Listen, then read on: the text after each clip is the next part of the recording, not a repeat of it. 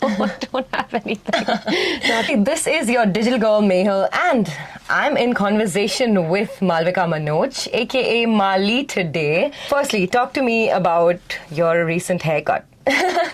Yes. No, I was... it needed to be done. Summer was getting really hot. Oh, yes. And I realized in a fit of rage that this was the best decision.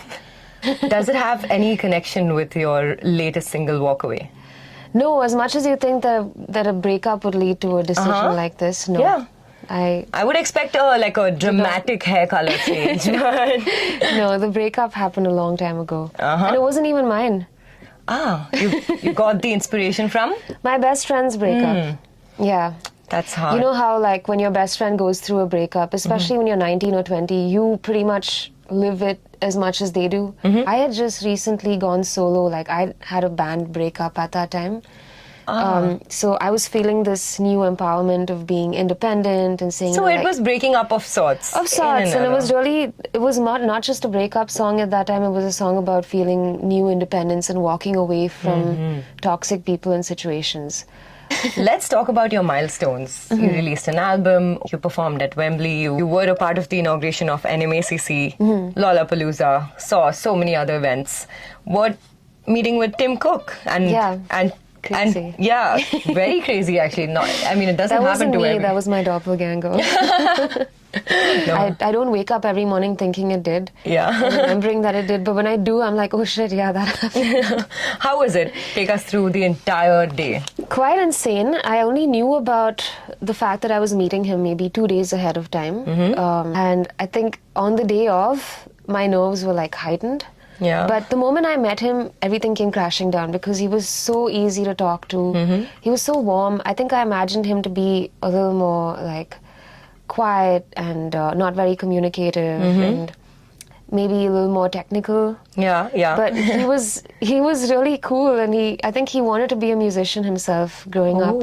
So he saw in me something that he wished he could have been. Yeah, so at that moment he was living artist. vicariously through you.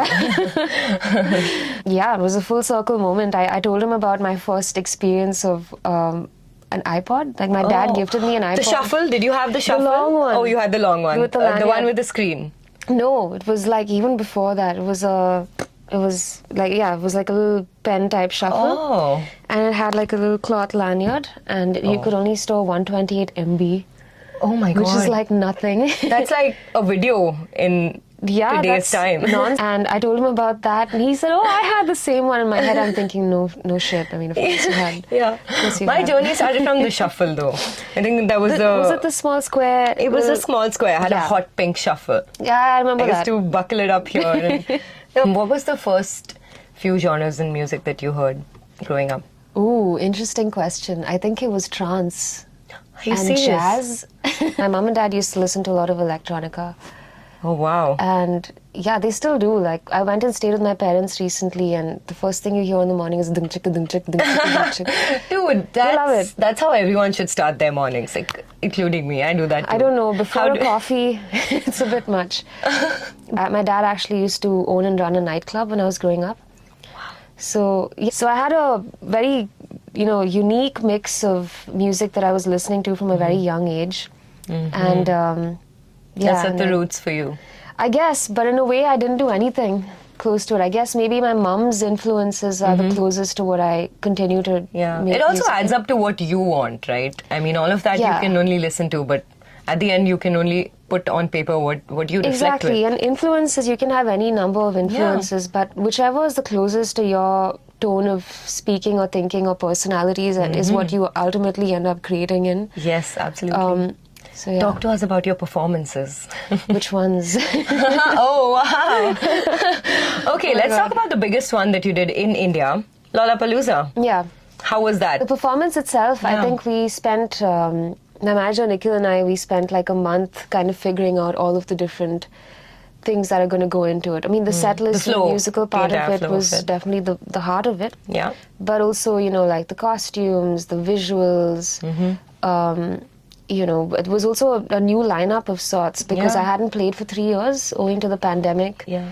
My band and I hadn't met properly for a year. Yeah. And so finally when Lola came, I was like, okay, now we need to reorganize the band. We have to get back into the rehearsal room and figure out what we're doing. Yeah. There were new songs that we hadn't performed live. Like my album Yeah. came out during the pandemic and there was no live opportunity for us to play it. Yeah. And so Lola became the first one, really. Oh my God. Yeah, so there was a lot of firsts. At that level. Yeah. A lot of firsts, and also our set time was only like 40 minutes. Yeah. And we had a good 1 hour of music that we wanted to play. And so I needed help figuring out which songs to really put on the set list. Yeah. So I ended up releasing a poll for my fans Yeah. where I had all of the songs that I wanted to play, and I had them kind of rate which ones. Uh-huh. And then I took the top, say 8 or 10 Yeah. songs, and I chose only And those. chose those. This kind of leads really well into what we're talking about today, which is Walkaway. Yeah. I didn't put that song on the list because I wanted to phase Walkaway out of my live set. Not even that long ago, in January. Oh. I was thinking it's an old song, you know, people Yeah. have heard it too many times. People are coming to Lola to watch the new band and the new set, so I should put the new songs in. Yeah. And so I purposely left Walkaway out of that poll. Yeah. And I got at least 20 to 30 different people saying, hey, why isn't Where's Walkaway? Oh my God. And so I said, okay. How did you now I'm respond to pressured. that? So I said, you know what, like, fine, let's put Walkaway on it. Because some people actually said, I'm coming to watch you just because of Walkaway. Oh my God. You are growing on social media as well. My show is called Let's Get Digital. How do you make your audience? How do you build your audience and, you know, your niche? How do you target your fans? The first step is someone clicking follow on your profile. Yeah. But I think what's more important is actually engaging with the audience that's already there. Like, you can have 50,000 people follow you, and if there's only 10 people that like really respond to you whenever you need something or you want to say something, that's also a problem. Yeah. So I think engagement is really important, and I try my best to whoever does follow me or like, you know, comes to my all the profile. 31K followers. Yeah, whoever's there, I mean, I just want to make sure that they have a good time, and I give them something to laugh about or something to listen to or something to think about every now and then. Yeah. And if they bring friends along, great. Yeah, absolutely. Yeah. So when's your live performance next? We're thinking of doing a tour sometime Ooh. end of the year. Give us a little So- sneak peek. Once I know, you'll know. We're still planning it. But the idea is to hit a couple of cities in India Oh, and wow. make a proper performance tour out of it. And might do some solo, might do some band. Yeah. Inshallah, maybe even perform outside the country. We'll Yeah. see. I hope the best for you. Thank you so much, I ma'am. consider this as the manifestation station. Okay. So talk to me about some collaborations that you manifest doing internationally or nationally. Since you've already reached the peak of national collaboration with A.R. Rahman sir, Oh, wow. what's more to do? I don't know. Wow, the sky's the limit. Yeah. But Especially now, like because of social media, it's so simple to just collaborate with someone on the other side of the world. So True. you can just name anyone and it will happen. Mali, come on. okay, Phoebe Bridgers, I'm manifesting. Interesting choice. Or Lizzie McAlpine. Just as songwriters, I think they really sound. Yeah. And I really look up to them. Let's do a very quick rapid fire. You have to be rapid, okay? Okay, the coffee. One second. Yeah, sip it. Hit me. Okay, let's start with your favorite track of yours till now. I know they're all your babies, but if you had to pick one.